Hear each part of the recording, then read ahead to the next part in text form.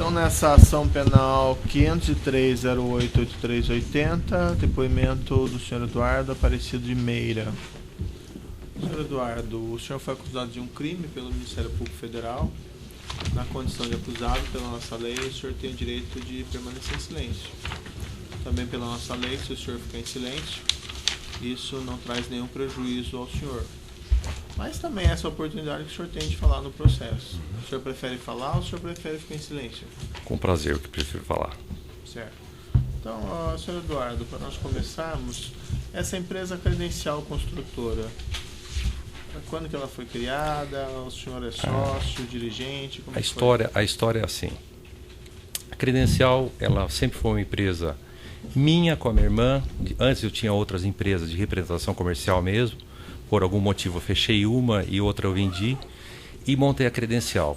O objeto do meu trabalho sempre foi a representação comercial, a venda, o acompanhamento, o follow-up de produtos, serviços, isso tudo. Quando o Flávio... Quando ela foi criada, aproximadamente? Eu acho que ela foi em 2010, por aí. 2000, não, foi antes, bem antes. Eu não consigo guardar as datas, eu sou péssimo nisso. Eu consigo guardar os fatos, sabe? E ela foi criada, quem ela que foi criada, sócios? Eu e o Flávio. A minha irmã saiu, o Flávio ficou. E como o Flávio é engenheiro civil, eu sou técnico em mecânica, também conheço elétrica e também trabalhei com PCP muito, com projetos, trabalhei com OIM. A gente pensou, falou o seguinte, vamos montar uma empreiteira na área civil, que a gente pode começar com obras também, não só a representação comercial, parar de trabalhar para os outros e trabalhar para a gente mesmo, que a gente acabava trabalhando muito. Tinha muito chefe, todo mundo, as empresas que a gente representava, cada um era um patrão. Uhum. Então a gente queria ter um negócio nosso, mas foi muito difícil isso. É muito difícil uma empresa, uma construtora nova no Brasil ser criada, pelas exigências da Lei 8666, pelas exigências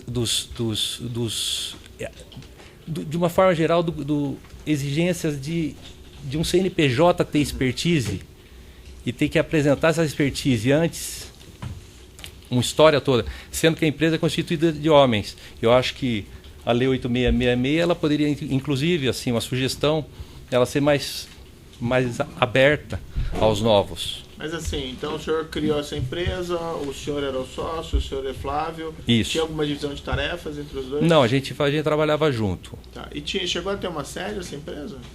Essa empresa sempre foi na minha casa. Eu sou divorciado, eu tenho uma casa em Sumaré e tenho um apartamento em São Paulo. Certo. São duas moradias e escritórios, basicamente. O que acontece?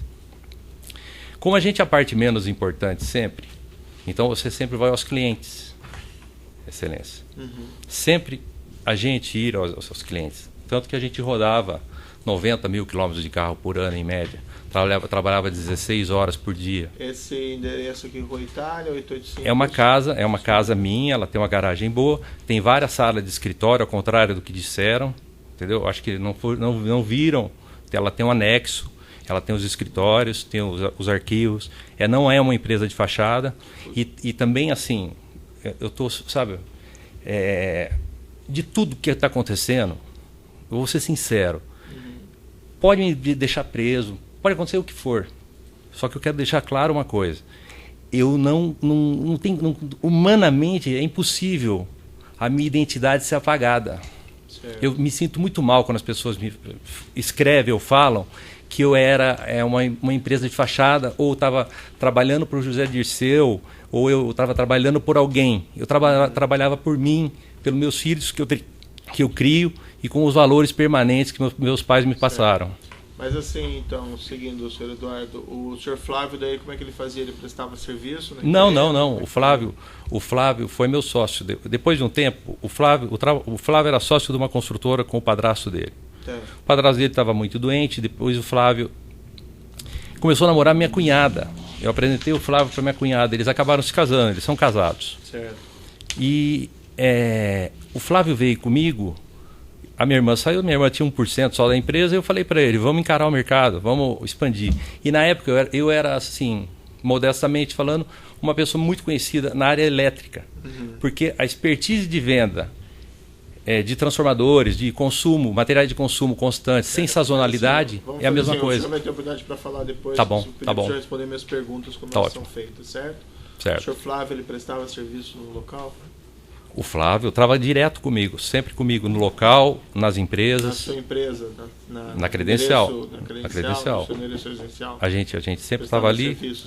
A gente ali se reunia, ali a gente fazia todos os nossos planos e dali a gente saía para atender nossos clientes. Voava ou viajava de carro, mas era muito carro para todo lado.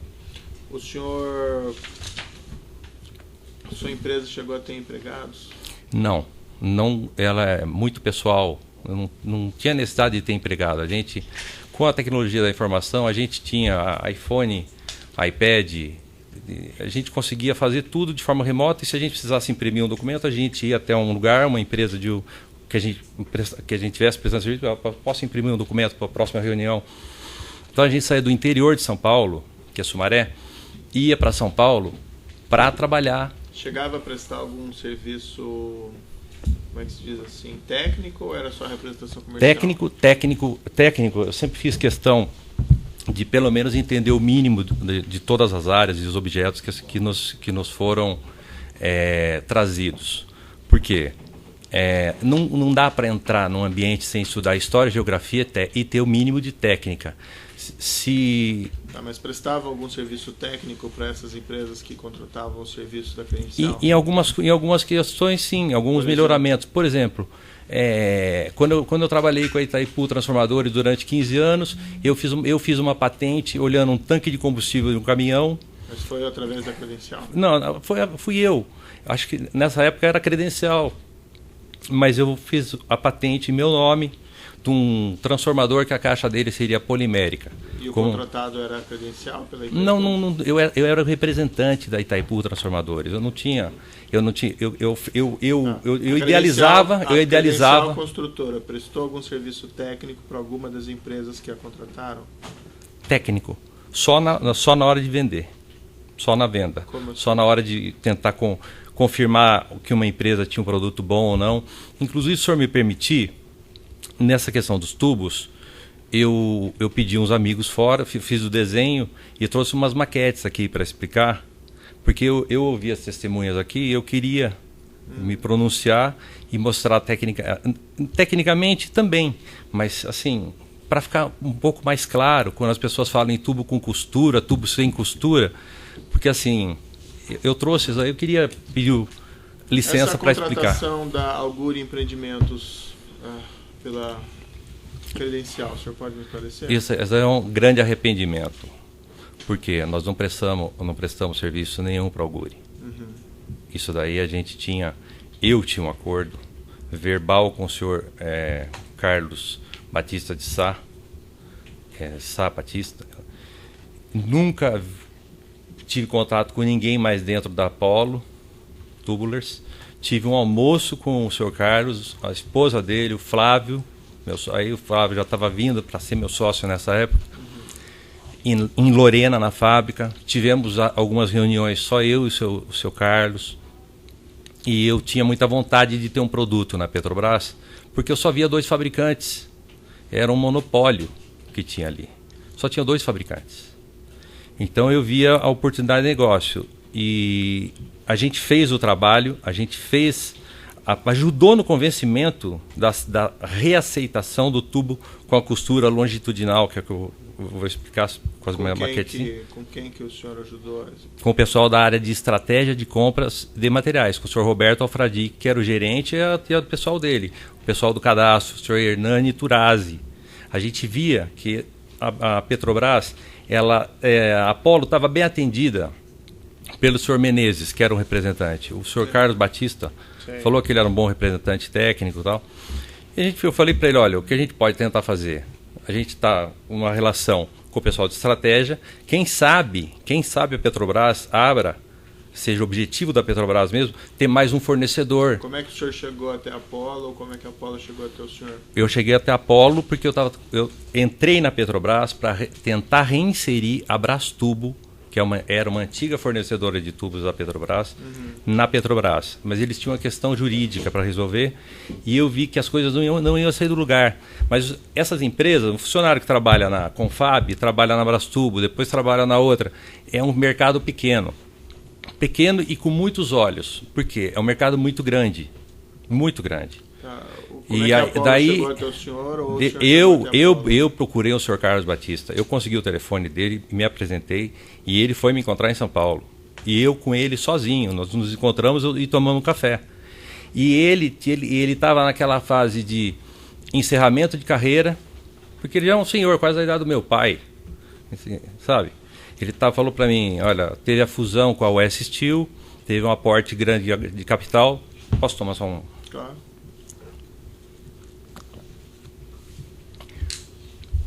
Desculpa. Então aí eles estavam fazendo a joint venture com a West Steel.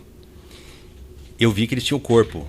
Até por isso fui lá na fábrica dele e verificar laboratório de entrada de matéria-prima, manufatura completa, ensaios de laboratório de produto final.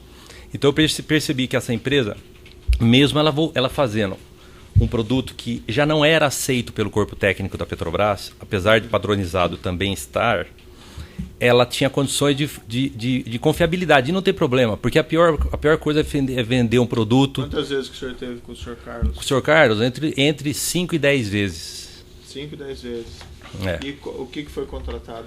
Foi combinado entre eu e o senhor Carlos o seguinte: senhor Carlos, eu tento fazer o meu trabalho possível de convencimento, porque isso é foco, é venda mesmo. Falei para ele, olha, os seus tubos não vão sair da prateleira se não tiver alguém que fique em cima, e tecnicamente também entenda o mínimo, e saiba falar bem. E ele me viu, eu sou uma pessoa grande, eu joguei basquete durante muitos anos, então tenho assim uma facilidade de falar, uma simplicidade, que eu gosto disso. E o que foi combinado? Foi combinado que ele ia me remunerar em 1%. E por que não foi feito? Porque era a de êxito. É assim, quando ele fechou o contrato com a Petrobras, nós nos reunimos num restaurante lá no Rio de Janeiro. Era uma noite, ele me pegou, eu estava com o Flávio no aeroporto Santos Dumont. E nos levou até um restaurante perto ali que chamava Casa Suíça. Lá nós jantamos. Ele tinha assinado o contrato com a Petrobras, estava feliz, porque eu sugeri muito a ele que ele desse o máximo desconto possível naqueles tubos. Com quem que o senhor falou na Petrobras? Eu falei sobre a Apollo, eu falei só com o senhor Roberto Alfradique. Só com ele. Apesar dele dizer que não, ele falou comigo. Mas ele não... Essa questão, senhor Carlos, todas as pessoas que foram ouvidas aqui, nenhuma confirmou essa versão que o senhor fala que foi contratado pela... Então, Excelência, eu pensei nisso. Exatamente, eu assistia e me sentia mal. O que acontece? A denúncia, a acusação diz que eu peguei e recebi R$700 mil do senhor Júlio Camargo para entregar para o senhor Zé Dirceu. Isso está na minha acusação. Ninguém quer ser meu amigo agora. Então, acredito, o senhor Carlos Batista, ele acha que assim a defesa dele fica mais fácil. Porque a minha relação foi com ele, direto com o senhor Carlos Batista. Minha com ele, pessoal mesmo. Inclusive, eu considerava ele muito amigo. Como se fosse uma pessoa que estivesse no Rio de Janeiro, como meu amigo. Eu sou do interior de São Paulo, um mercado novo, extremamente grande. Continuo confiando nesse mercado. Se eu pudesse ter uma representada para vender tubos para a Petrobras, eu focaria nisso, porque a gente poderia também não só vender para a Petrobras.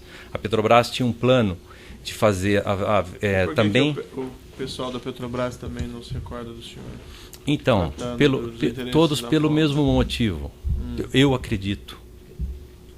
Seria muito fácil a gente fazer uma cariação e eu fazer a memória deles voltar, porque não é possível que ninguém me reconheça, sabe? O senhor Luiz Eduardo de Oliveira e Silva esteve com o senhor alguma vez? O senhor Luiz Eduardo de Oliveira e Silva é irmão do José Dirceu, são meus amigos. Luiz Eduardo mora em Ribeirão Preto, a minha casa fica em Sumaré, e ele trabalha em São Paulo. Muitas vezes ele parava na minha casa para tomar café, para almoçar, ou jantar, ou eu ia para o escritório dele em São Paulo. A gente tinha uma relação assim, eles são mineiros, eles são muito gostosa a relação. Ele é um cara simples, o Luiz Eduardo, principalmente. Muito simples, muito fácil, muito amável. A gente criou uma relação mesmo de amabilidade, assim. Foi legal, é uma relação muito legal.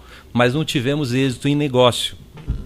Porque o José Dirceu, eu já vou antecipando. O senhor me desculpa se eu estiver me antecipando, é porque eu estou há 5 meses preso e essa hora eu não via essa hora chegar.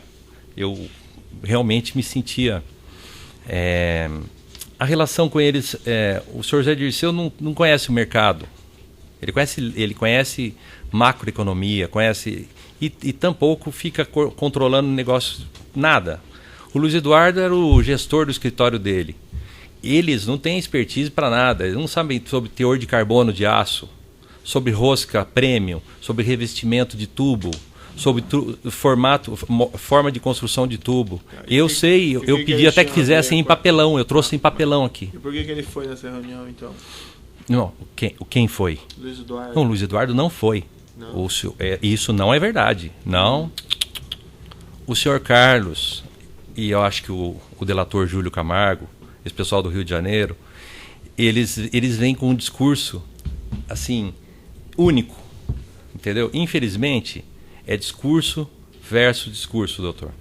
Mas eu não tenho motivo para mentir. É como eu disse, não vou trocar meus valores permanentes por nenhuma sensação momentânea. Não vou mentir. Meus pais vão ver esse vídeo nosso um dia. Entendeu? Todos que são o motivo da minha existência, que passaram por mim. Por que ele mentiria sobre isso, o senhor acha? Qual deles? O senhor Carlos Eduardo ter recebido o senhor e o senhor Luiz Eduardo? Porque o senhor Carlos, quando viu que a denúncia contra mim é uma denúncia feita pelo Júlio Camargo, que eu nunca vi o senhor Júlio Camargo. Ele falou aqui. O senhor Júlio Camargo também disse que não podia afirmar, para o senhor mesmo, eu estava ali, que foi repassado algum dinheiro para o José Dirceu. Ele não podia afirmar isso. Mas na hora que as pessoas leem as pessoas do meio que leem a minha acusação, elas verificam assim, pô, eu não conheço o Eduardo, nunca vi Eduardo, nunca trabalhei com o Eduardo, Eduardo não prestou serviço nenhum. Porque nesse caso, a credencial é Eduardo. Porque quem conhecia o tema e quem estuda os temas de forma de workaholic mesmo, sou eu. Eu posso ficar aqui, a gente conversando a tarde inteira, doutor, tecnicamente. Entendeu? Assim, eu domino o suficiente para, se um dia tivesse problema na venda de um tubo, eu pudesse ir lá ver se o problema era da pressão que foi aplicada nele, se era nominal, se era pressão de trabalho, ou se ele realmente tinha problema na qualidade.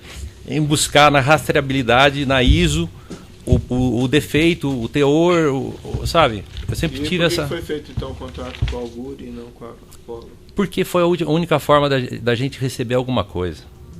O arrependimento, só agora eu sei que isso foi errado.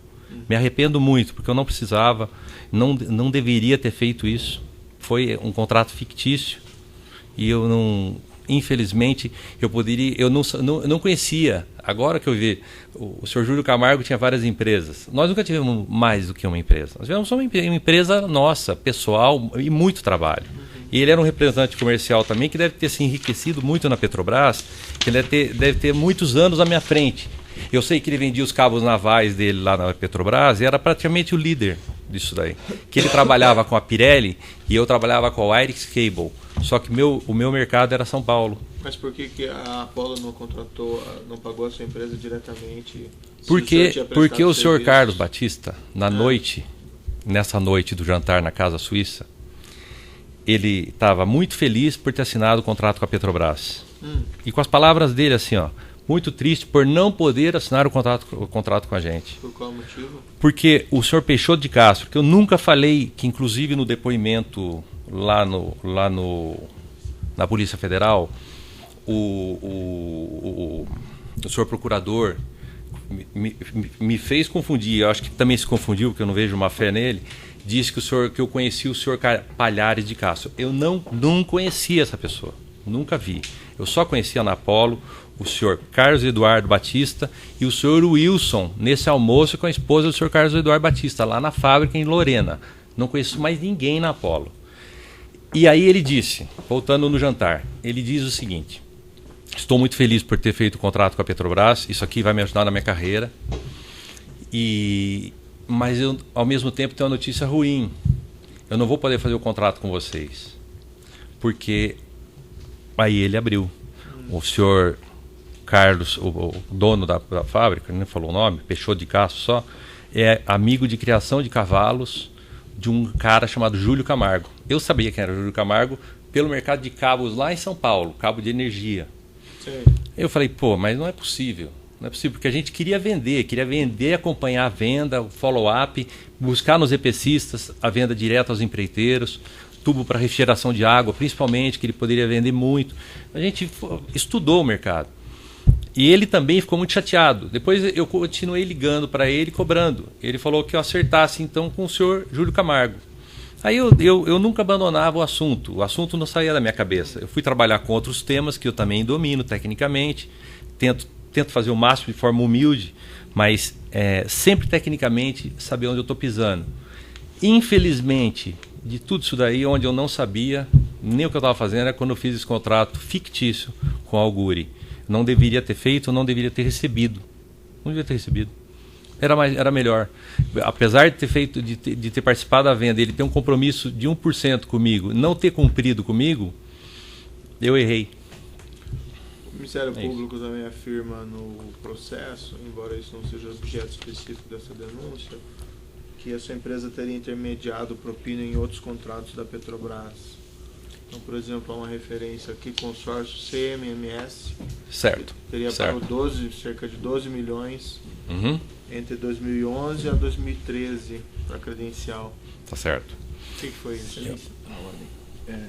Por orientação dos advogados, as questões que não são atinentes à denúncia, ele não vai responder, Excelência. Está no contexto, doutor, da questão, inclusive está na declaração preventiva. Que existem outras investigações em curso e a gente vai optar por não responder sobre essas outras empresas nesse momento, Excelência. Tem um outro aqui, depósito também de Júnior, em 4 de 5 de 2012 para credencial, também não pretende responder? Doutor, para vir até aqui, eu foquei o assunto tubos, certo, que é o que a gente está tratando agora. Eu trouxe até as maquetes para explicar, porque as pessoas vêm aqui e como eu sou leigo na área jurídica, ninguém consegue saber o que é a costura de um tubo. Então eu pedi que fizesse essas maquetes. Se o senhor me permitir, eu posso explicar todos esses temas um por um, com base técnica, inclusive. O que foram esses pagamentos aí à própria JD? A JD? Isso. A JD... Isso aí, a relação. Bom, é importante falar já, porque eu sei que o senhor vai se aprofundar, então já conto do começo que é melhor. A história é assim, em 2007, eu tinha muitos terrenos na região de Campinas, eu sempre fazia... como eu vendia material elétrico, eu tinha poste, transformador, para-raio, cabos, cruzetas, isoladores. Como eu tinha essas fábricas como representadas minhas, eu sempre chegava aos incorporadores de loteamento e fornecia. Então, num loteamento, eu tinha muitos lotes em Sumaré, na região minha, e acabei tendo também no condomínio Santa Fé, onde o senhor José Dirceu tem uma casa. E eu tinha um terreno do lado da casa dele, um terreno na entrada do condomínio. Tinha 2 terrenos lá, já fazia tempo. E eu cheguei e eu conhecia ele, porque meu pai sempre me falava dele, sobre Guareí. Guareí é um município do interior de São Paulo e o tio dele foi prefeito quando meu pai era moleque. Eu nunca procurei o senhor José Dirceu, apesar de depois ter se tornado meu amigo, antes de 2007, porque ele era governo. A gente nunca quis ter laços com nenhum tipo de instituição governamental. Foi até essa tomada de decisão nossa para não criarmos uma empreiteira. E com a dificuldade das exigências do CREA também. Então, eu conversei com o senhor dele, me recebeu, foi muito amável. Depois a gente viu as coincidências do tio dele ter sido prefeito da cidade onde meu pai era moleque. Muito provavelmente quando ele passava as férias lá. Certo, mas vamos ser mais objetivos, tá? Qual foi o motivo? Teve relação comercial com a JD? Tive, em 2008. O motivo é que ele não queria fazer negócio no Brasil nenhum, ele queria fazer negócio fora. E eu fiz um estudo geográfico e verifiquei que as ilhas do Caribe e alguns países da América Central, eles estavam à base energética única, como a termoelétricas a óleo ou a gás. E o Panamá foi onde a gente escolheu ir primeiro. Ofereceu o quê? Ofereceu um sistema simples que a gente tem aqui no Brasil, mas eles não têm lá, que são os aquecedores solares da Heliotec, que hoje é Bosch, que era a maior fábrica da época. Então a gente foi até o Panamá juntos, eu fiz um contrato com ele, para ele me abrir mercado, eu com empresários, fabricantes, e a gente foi para o Panamá junto. Esse foi o exemplo mais forte. Eu, o senhor José Dirceu, o Flávio, o senhor Ronaldo Cubi, dono da Heliotec, fomos até o Panamá.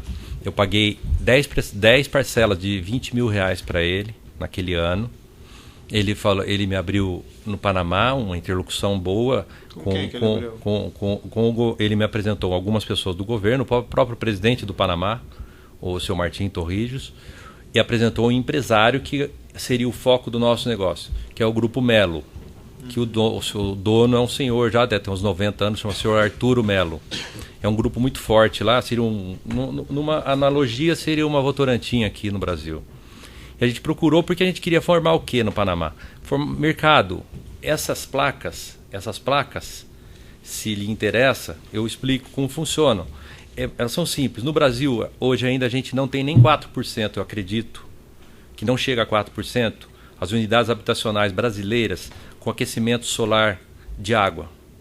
Se a gente pega uma casa com baixa renda... mas não tem necessidade de estar nesse detalhamento. Seria o motivo do Panamá. Foi feito algum contrato de estudo? Foi feito um contrato com a JD, foi feito pagamento para a JD, e depois disso a gente não teve mais negócio, a gente teve amizade. Só. E o negócio do Panamá, teve algum contrato? Não teve continuidade, porque o Grupo Melo, ali o Panamá, como tem aquele canal ele dificulta as coisas. Aí que eu fui perceber, apesar do estudo geográfico, eu fui perceber que essa geografia ela é difícil, porque qualquer coisa nova que a gente levar para o Panamá, na mesma hora tem um chinês 2 semanas chegando com o mesmo produto lá. Quantas vezes esteve no Panamá? Uma só uma vez. Quanto tempo ficaram lá? Ficamos 4, 5 dias. Foram visitar essa empresa? Como é que é o nome mesmo? Grupo Melo. É um Grupo Melo, um grupo. Ele tem fast food, tem rede de supermercados, ele cria o pintinho, o ovo, a galinha, o frango, tem uma sadia lá, assim. O senhor tem chegou fábrica de portas. a tratar com esses Marco Aurélio Rosa, Marco Aurélio da Rosa Ramos? Isso. Marco Aurélio da Rosa Ramos, eu tratei com ele lá atrás sobre a questão da reinserção da Brastubo. Tanto ele como todo o pessoal da área de suprimentos da Petrobras queriam, não sei se querem. O senhor chegou a tratar com ele sobre Apolo? Não, sobre Apolo não. O senhor Jansen Ferreira? Nunca conheci o senhor Jansen. O senhor chegou a tratar desse assunto envolvendo o Apolo e esses tubos com o senhor Luiz Eduardo? Não. O senhor Luiz Eduardo não entende desse assunto. Nunca tratou com ele? Não. Nem ele te ajudou de alguma forma? Não. Assim, fazendo uma analogia pela nossa inteligência, doutor, se eu fosse tratar o assunto tubos com o senhor José Dirceu, e se tudo isso que o senhor Júlio Camargo falou é verdade, eu não precisava colocar um terceiro fornecedor. Era simplesmente passar pela Mannesmann e pela Confab. Entendeu? Tem um documento aqui nos autos, que são os manuscritos que foram apreendidos, o evento 1 ao 52. Eu vi. Que são manuscritos Confab, Apolo, Jansen e tal. Você pode dar uma olhadinha. Essa letra é do senhor? Não é do senhor? Não. É só na minha letra, não. O senhor estaria presente quando foram feitas as anotações? Não. Então tá, o senhor pode não. ouvir. Minha letra é bem mais feia que essa. Então o senhor disse que essa foi uma remuneração... A remuneração combinado com a Apolo. Combinado e não cumprido. E o senhor nunca repassou dinheiro ao senhor José Dirceu ou a JD para esses pagamentos? Não. O que eu dava para ele era uma camisa no dia do aniversário dele. Ele é uma das poucas pessoas que eu posso fazer um elogio a ele, que eu conheci, que recebem a gente como eu também recebi as pessoas na minha casa, com bastante comida, com tranquilidade, um tratamento sempre cordial e recíproco. Mas ele era muito ocupado. Ele era muito ocupado, sempre estava fazendo política, estava cuidando do processo que ele tinha também. Eu conversava pouco com ele. Ah, sim. Só vou interromper o tamanho do áudio aqui, tá? Então, no processo Eduardo Aparecido de Meira... desculpe, processo 503-08-83, continuar o depoimento do senhor Eduardo Aparecido de Meira. O senhor mencionou que esses pagamentos que o senhor fez para credencial, para JD, foram quantos mesmo? 10 parcelas de R$20 mil. 10 parcelas de R$20 mil. É. Brutos, né? Isso foi valores calculado brutos. com base em alguma Isso é coisa, valor não? bruto. Não, foi um dinheiro que ele me pediu, que ele estava precisando e ele ia viajar e ia trabalhar. E não foi só no Panamá que ele me abriu. Ele me apresentou uma mulher, que aí sim foi o Luiz Eduardo, me apresentou uma mulher do Peru chamada Zaida, que poderia vender. Aí eu entreguei um monte de catálogos, especificações de materiais elétricos para tentar vender no Peru. E um dia ele trouxe também uns iraquianos que vieram e me chamou, falou: Eduardo, você tem alguma coisa no Iraque? O pessoal vai reconstruir. Trouxe. E eu ainda aprendi a falar a frase do Islã para entrar no Islã em árabe e eles gostaram. Mas como que chegaram nesse valor? Quanto foi mesmo que o senhor falou? R$200 mil brutos. Brutos. É Como 10 que parcelas. chegaram nisso aí? Assim, ó, você me paga 10 parcelas de R$20 mil e eu te abro o mercado, Eduardo? Pago. E paguei. Eu não tinha contrato com nenhum órgão público. E esse dinheiro sempre foi das minhas comissões, das minhas vendas, que eu trabalho há 31 anos, doutor. Vendo aqui os pagamentos, eu vejo aqui parcelas de 18.770. Mas aí deve ser valor líquido, deve ter o imposto de renda retido na fonte, que é 1,5%. Nos Entendeu? pagamentos depois tem pagamento de R$15 mil e 3.770. Por que fazia picado assim? Não, porque deve ter sentido. Às vezes eu tinha alguma dificuldade de fazer transferência ou pagamento no mesmo dia, Tá. mas são 20 mil brutos. Esses 15 deve ter sido feito, depois deve ter estourado o limite daquele dia de transferência e eu devo ter feito um complemento depois de 3 mil e pouco, porque é 1,5% descontado na fonte.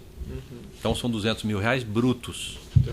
E esses R$200 mil não teve nenhuma base assim específica? Não, foi desse jeito. Talvez eu ganhe tanto. Não, o padrão é esse. Aí se o senhor me permitir, é o seguinte: o Caribe é ensolarado. Sim.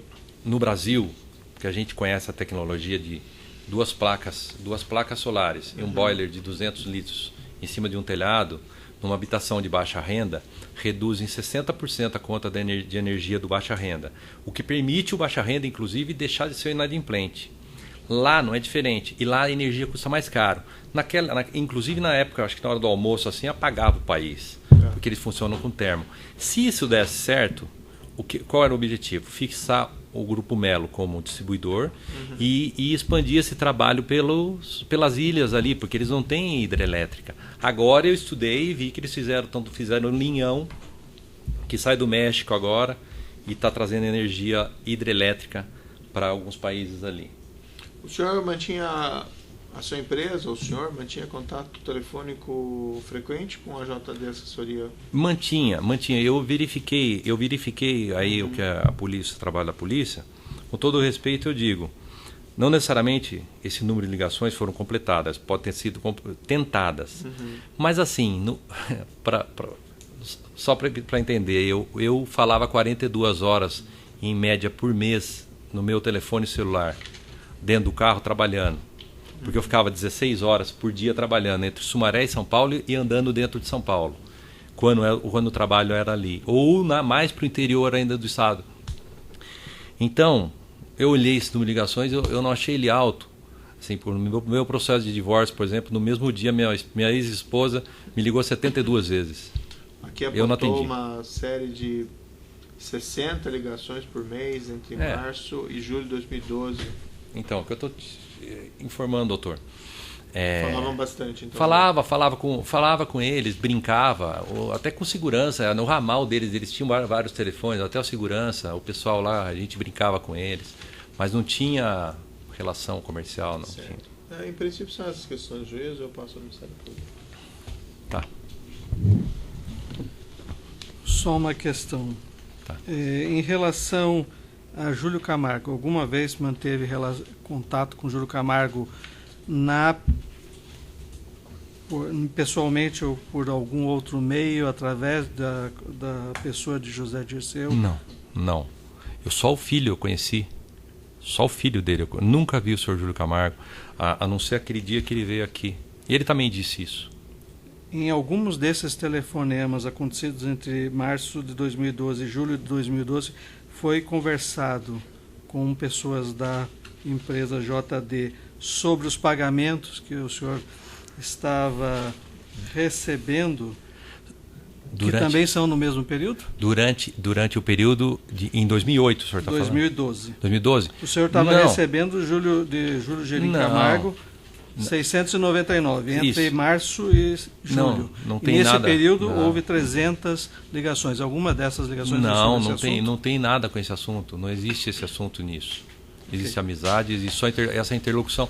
Assim, parece um número exagerado, mas eu também vi aí que mesmo as tentativas de ligação, elas contam uma.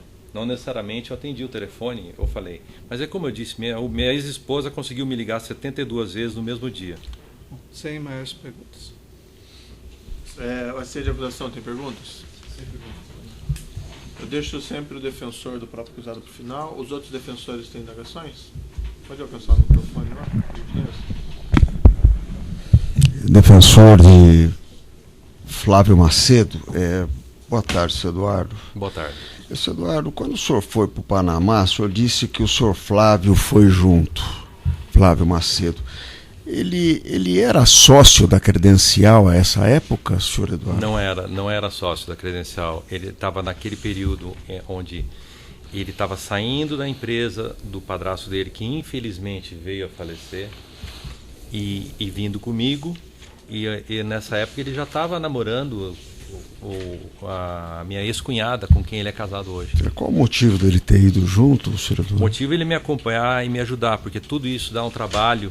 A memorização, a capacidade de memorização, organização, já vai esgotando. Inclusive, meu acordo com o Flávio é que o dia que eu não tivesse mais pernas, ele me ajudasse com meus filhos. Mas ele não era sócio da Credencial? Não. Ele não teria efetuado nenhum pagamento à JD? Não, ele não efetuou pagamento, não fui só eu mesmo, não foi nada. Tá Flávio certo. não era sócio em pagamento. Tá. O senhor disse na delegacia que o senhor Alfradique teria dito para dar um desconto significativo para a Apollo, né? Isso. Ele disse isso ou ele disse para que fosse dado um desconto para todas nas negociações da Petrobras, o que eu percebi é o seguinte: aquele decreto permite quase tudo. Tudo isso que a gente está vendo. Mas eu acho que moralmente as coisas não deveriam ser como foram. Ao mesmo tempo é o seguinte: nessa questão clara, o senhor Alfradique disse a todos que pudessem estar com a costura longitudinal, que aí o que eu gostaria das maquetes. Fica mais fácil eu explicando. Poderia mostrar, doutor? As maquetes? São pecinhas que eu já entendi. Não tem. Mas assim, para explicar para ele, porque seria uma volta ao passado. Os tubos com costura longitudinal helicoidal, eles saíram do padrão. Tem que ser mais objetivos. É isso aí. O senhor pode explicar sem a maquete. Então, o que eu queria saber é o seguinte: o senhor Alfradique disse para o senhor para dar um desconto, que a Apollo desse um desconto significativo, ou que todas as empresas deveriam dar? Todas as empresas deveriam dar desconto significativo.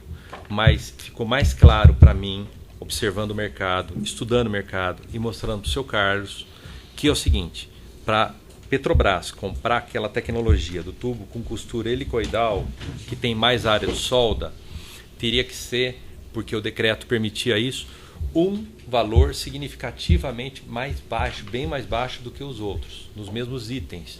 Porque por pouco dinheiro, por pouco a menos, eles não iriam comprar o tubo helicoidal.